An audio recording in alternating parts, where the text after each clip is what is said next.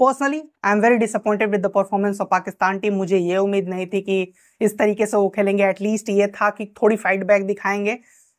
England की team मजबूत है, जिस तरीके से वो आईपीएल में उनके प्लेयर्स खेल रहे थे, लेकिन ये था कि पाकिस्तान अच्छी फाइट बैक करेगी, लेकिन इस तरीके से एक तरफा हारेगी ये उम्मीद नहीं थी। और इस चीज ने मुझे बहुत डिसअपॉइंट किया। इस सीरीज में पाकिस्तान के पास एक अपॉर्चुनिटी थी कि चलिए 2 मैच वॉश आउट हो गए, 1 मैच हम हारे हैं, लेकिन इस मैच को जीत के एटलीस्ट 2016 के बाद इंग्लैंड के अगेंस्ट किसी भी T20 सीरीज में जीतना सही, लेकिन टाई कराने का मौका था, लेकिन वो भी अपने हाथ से गवा दिया। इतनी अच्छी शुरुआत के बाद 59 हुए थे, पावर प्ले में 1 विकेट गिरा था, बाबर आजम आउट हुए थे, लेकिन उसके बाद जिस तरह से ताश के पत्तों की तरह टीम बिखरी है यार, सच कहना तो मुझे माइकल वॉन की बात बिल्कुल सही लग रही है कि माइकल वॉन ने इंग्लैंड प्लेयर्स के लिए जो बात कही थी वो बिल्कुल सही कही थी कि इंग्लैंड प्लेयर्स अपनी प्रैक्टिस आईपीएल में बेहतर कर सकते थे। वर्ल्ड कप को देखते हुए पाकिस्तान के अगेंस्ट खेलना it's not a good idea for them, लेकिन बात उनकी बिल्कुल सही थी कि अगर ऐसी ही सीरीज खेलनी थी तो इससे बेहतर वो आईपीएल खेल लेते, वहां पे प्रैक्टिस कर लेते। इंग्लैंड के पॉइंट ऑफ व्यू से बेहतर होता, क्योंकि इंग्लैंड पिछले वर्ल्ड कप की चैंपियन है और इंग्लैंड के पास चांसेस भी बेहतर है। उनकी टीम बहुत बेहतर है, जिस तरीके के बैट्समैन है, जिस तरीके के बॉलर्स हैं, उनके चांसेस बहुत ब्राइट नजर आ रहे हैं। लेकिन पाकिस्तान को वहीं पे आप देखें तो बहुत सारी चीजें अभी भी इफ एंड बट्स में हैं। बाबर आजम का स्लो खेलना, opening pair, middle order, bowling, Mohammad Amir को लेके आए, मतलब सब कुछ कर लिया, लेकिन कुछ चीजें अभी भी पाकिस्तान के लिए वर्क नहीं कर रही हैं। कोचेस चेंज कर लिए, सब कुछ बदल लिया, लेकिन चीजें उनके लिए वर्कआउट नहीं कर रही हैं। तो बहुत सोचने की जरूरत है पाकिस्तान को कि हमें अब आगे निकल के सोचना पड़ेगा।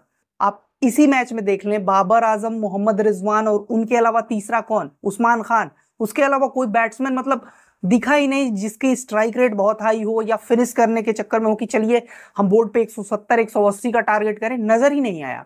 शादाब खान पहली बॉल पे बोल्ड हो गए, बॉलिंग में 3 ओवर 20 रन, मोहम्मद आमिर को रन पड़ रहे हैं, मतलब हर प्लेयर रन ही दे रहा है यार। आप सोच लो कि नसीम शाह को लेके आए, 4 ओवर में 50 से ज्यादा रन दिए उन्होंने। हारिस रऊफ ने केवल 3 विकेटें निकाली, वो भी एक्सपेंसिव गए, लेकिन सेलिब्रेट ऐसे कर रहे थे जैसा लगता था कि बहुत बड़ी जंग जीत ली हो। मैचेस में आपसे बेहतर हो नहीं रहा है, आप मैचेस जीत नहीं रहे हो, लेकिन सेलिब्रेशन देखिए आप उन प्लेयर्स का। मतलब ये है कि टीम की तरफ से बैकिंग है, लेकिन परफॉर्मेंस भी नहीं है। आप बैक उस प्लेयर को करते हो जो परफॉर्म करता है, लेकिन आप देख लो कि इनकी परफॉर्मेंसेस पास्ट की उठा के देखो, लंबे समय से उठा के देखो, कुछ परफॉर्मेंस नहीं है। इमाद वसीम को भी लेके आए, इमाद वसीम ने बॉल से बेहतर किया, लेकिन बैट से उनसे भी बेहतर नहीं हो पा रहा है। तो आप मतलब एटलीस्ट आप ये तो सोचो कि 2-2 3-3 साल से ये प्लेयर्स टीम से बाहर थे, लेकिन अचानक जब मैनेजमेंट चेंज हुई, चेयरमैन चेंज हुए, तो ये सारे प्लेयर्स आपको नजर आने लगे। और जो यंग प्लेयर्स हैं जो डोमेस्टिक में अच्छा कर रहे हैं, आप उनको मौका नहीं दे रहे हो। और दोस्ती यारी तो नजर आ रही है, दोस्ती यारी मुझे बिल्कुल नजर आ रही है, क्योंकि जिस तरीके से आजम खान को खिलाया जा रहा है, बार बार फ्लॉप हो रहे हैं, बार बार फ्लॉप हो रहे हैं। सैम अयूब को आप देख लें, वो भी बार बार फ्लॉप हो रहे हैं। शादाब खान बार बार फ्लॉप हो रहे हैं। मतलब धोया जा रहा है प्लेयर्स को, क्योंकि प्लेयर्स की परफॉर्मेंस नहीं आ रही है यार। मेंटली उनको थोड़ा सा रिलैक्स करने का मौका दो यार, बोलो कि जाओ डोमेस्टिक क्रिकेट खेलो, वहां पे परफॉर्मेंसेस करो। आपसे यहाँ पे परफॉर्मेंस इंटरनेशनल में नहीं हो रहा है, आप थोड़ा वक्त क्रिकेट से दूर जाओ, कुछ सोचो अपनी गेम के बारे में, जाके वहां पे डोमेस्टिक पे परफॉर्मेंस करो, उसके बाद आओ। लेकिन पाकिस्तान का हाल बहुत बुरा है, वहां के जर्नलिस्ट भी इसके अगेंस्ट हैं कि चीजें सही नहीं चल रही हैं। आप कैप्टनसी चेंज किए, फिर बाबर आजम को दोबारा कैप्टन बनाया, आपने एक सीरीज बस शाहीन अफरीदी को कैप्टनसी करने का मौका दिया। चलिए ठीक है, वो 4-1 से हार गए न्यूजीलैंड के अगेंस्ट, लेकिन उसके बाद फिर आपने उनको दूसरा मौका नहीं दिया। बाबर आजम बार बार फेल हो रहे हैं, लेकिन आप बार बार मौके दे रहे हो। बाबर आजम की कैप्टनसी में फ्लॉज ही फ्लॉज नजर आ रहे हैं। पहले बाबर आजम की कैप्टनसी बेहतर थी, कुछ चीजें वो बेहतर करते थे, लेकिन अब बाबर आजम बार बार एक ही गलती को रिपीट कर रहे हैं, लग रहा है कि जैसे लूप पे लगा दिया हो उस गलती को।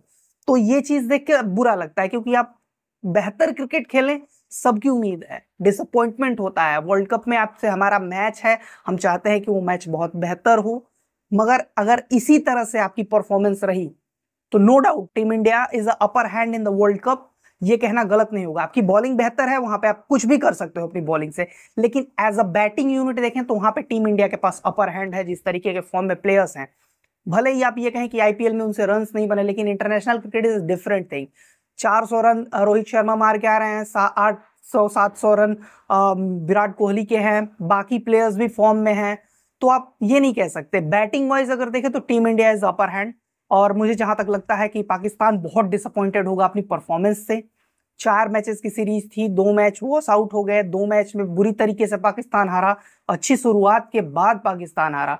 तो पाकिस्तान को सोचने के लिए जरूरत है, अभी भी बहुत चीजें वो सफल कर रहे हैं। ओपनिंग पेयर में चेंजेस कर सकते हैं, वो मिडिल ऑर्डर में चेंजेस कर सकते हैं। जिस तरह से शादाब खान को 4-5 नंबर पे भेज दे रहे हैं, मतलब समझ में नहीं आ रहा है यार, लॉजिक क्या है शादाब खान को ऊपर भेजने की। वो तेज बंदा खेल नहीं पा रहा है, पहली दूसरी बॉल पे वो आउट हो जा रहा है, बॉलिंग में उससे परफॉर्मेंस हो नहीं रही, फिर क्या जरूरत है शादाब खान को खिलाने की। तो पाकिस्तान को बहुत कुछ अभी भी सीखने की जरूरत है, सोचने की जरूरत है और चेंजेस करने की जरूरत है। अब वर्ल्ड कप शुरू ही होने वाला है, अब आपके पास मौका नहीं है, आपको वर्ल्ड कप में डायरेक्ट जाके ही सारी चीजें चेंज करनी पड़ेंगी।